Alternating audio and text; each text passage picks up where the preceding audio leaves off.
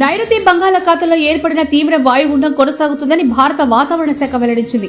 శ్రీలంకలోని ట్రింకోమలికి తూర్పు ఈశాన్యంగా 110 కిలోమీటర్లు, నాగపట్టణానికి ఆగ్నేయంగా 310 కిలోమీటర్లు, అలాగే పుదుచ్చేరికి ఆగ్నేయంగా 410 కిలోమీటర్లు, చెన్నైకి దక్షిణ ఆగ్నేయంగా 480 కిలోమీటర్లు దూరంలో ఈ తీవ్ర వాయుగుండం కేంద్రీకృతమైందని తెలిపింది.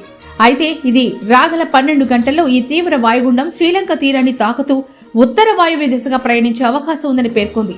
ఈ తీవ్ర వాయుగుండం ఈ రోజు సాయంత్రానికి లేదా ఉదయానికి తుఫాన్గా బలపడే అవకాశం ఉందని తెలిపారు. ఇది ఉత్తర తమిళనాడు పుదుచ్చేరి తీరాల్లో కరైకల్, మహాబలిపురం మధ్య నవంబర్ 30వ తేదీ ఉదయం తీరం దాటే అవకాశం ఉందని అంచనా వేస్తోంది. దీని ప్రభావంతో దక్షిణ కోస్తా రాయలసీమ జిల్లాల్లో ఓ మోస్తరు నుంచి భారీ వర్షాలు కురిసే అవకాశం ఉందని చెప్పింది. రానున్న 24 గంటల్లో తిరుపతి, నెల్లూరు జిల్లాలో కొన్ని చోట్ల అతి భారీ వర్షాలు కురుస్తాయని హెచ్చరించింది. ఆ క్రమంలో రెడ్ అలర్ట్ జారీ చేసింది.